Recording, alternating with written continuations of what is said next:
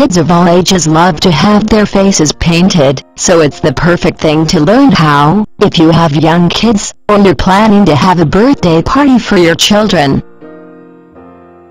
With this in mind, here are a few tips for people just starting out in face painting. 1. If you're painting a design that needs a large area to be covered with paint, use a sponge instead of a brush. Why? Because applying the paint with a sponge means it will dry quicker. It's a good idea to have a few sponges set aside if you need to use different colors, because this means you won't have to try and clean the sponge for each color, which would take time. 2. Always let the first color dry before you start painting on a second.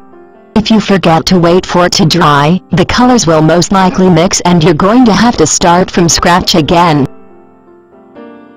3. Make sure you know what you want the finished face to look like. Don't make it up as you go along.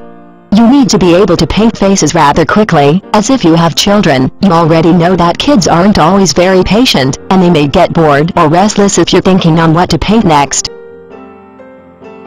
4. If you're not good at painting freehand yet, don't be afraid to use a stencil. You can get stencils of stars, hearts, flowers, and all sorts of things. These are perfect for stenciling on a cheek. You'll need stencils of different sizes to accommodate different face sizes. 5. If you want something faster than stenciling, why not try temporary tattoos? Make sure the person's skin doesn't react badly to it first, by asking them, or their parents, or testing it on a small area first. 6. If you have a line of kids ready to have their faces painted, ask them to be thinking about what they would like a few minutes before it's actually their turn.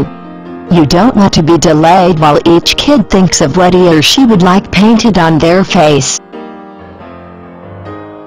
7. Remember to have a mirror with you at all times so you can show the person what you have painted, and to make sure they're happy with your work.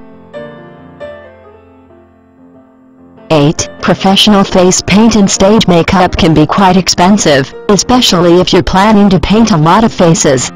You can make your own simple face paint with cheaper ingredients. A quick search on Google will find you plenty of ideas that you can use to make your own face paint with.